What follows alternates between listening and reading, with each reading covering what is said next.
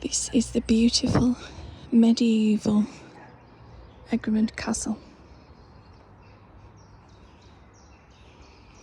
It was built in the 1120s by William de Meschine, who was from Norman descent. His family had stayed here after the conquest 100 years before.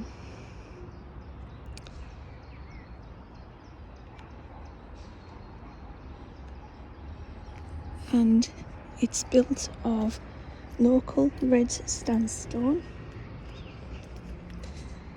and a lot of the walls have this beautiful herringbone pattern.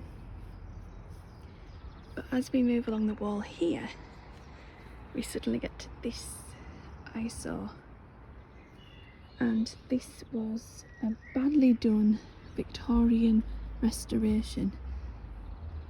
They didn't like the hole that had been left by local farmers and builders coming to take the stones for their own houses and farm buildings and walls. So they decided to take some stone from the castle that was already cut and dressed and ready to use.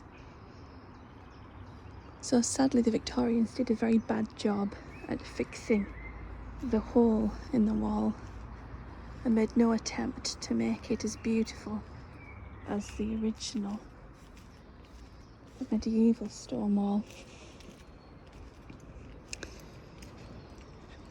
This is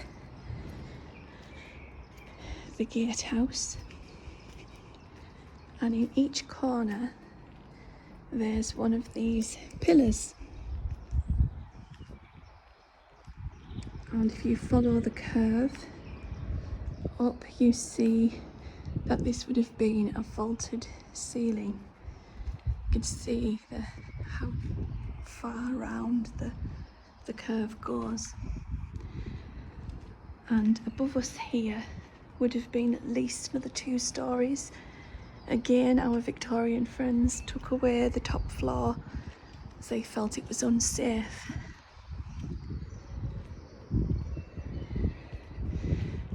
These holes you'll find in a lot of medieval buildings and early buildings, and they were used to basically like an original scaffolding. They would put logs within those holes and they would be used by the builders to get onto the floor above. The hugely thick walls, these are about 1 metre thick, very solid, very heavy. You can see where the original gate would have shut against intruders, and more of that beautiful stonework. You can also see very clearly where the moat was. This was the moat, and obviously this wouldn't have been a path, this would have been just a hole in front. When archaeology was done here back in the 1980s, there is no evidence of there ever being water in the moat, so it would have been dry at all times. There was no waterproof layer found when the archaeology was done. If we just look around here now, this is my favourite bit. It's the 3 windows. This would have been just so stunning. I often wonder, I like the idea of this being a stained glass at some point. Stained glass windows. You imagine the sun or the moonlight shining through these epic big windows with lots of beautiful colours shining through. can see the lines where the glass would have went in here. And this area here would have been the kitchens. And this has been covered up now, but I remember this being open when I was a kid, and it's a big hole in the wall, in the floor, and it would have been a cold store, possibly, for things like cheese and meat and butter, milk maybe. So it would have had to have been quite a large area to try and keep a whole household fed. It's quite a small kitchen considering, but perhaps that went on to a different floor as well. This unassuming area doesn't look very exciting, but this area here was the last part of the castle to actually have a roof.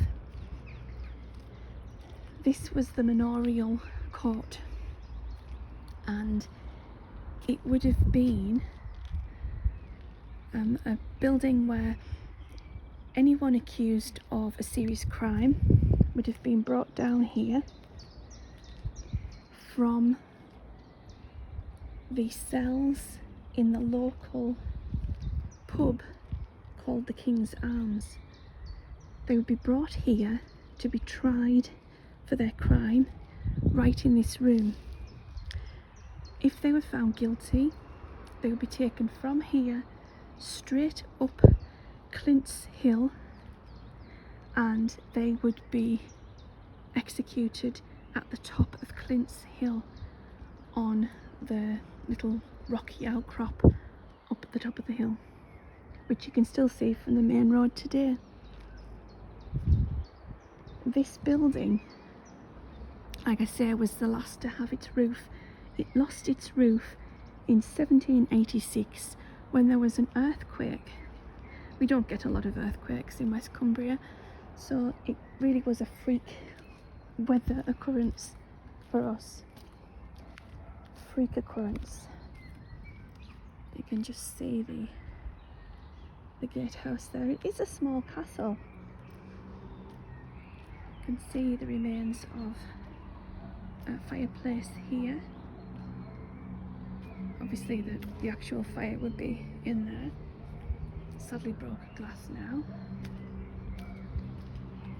But out over these hugely thick walls, you see out across the rest of Egremont and the river all the way down there.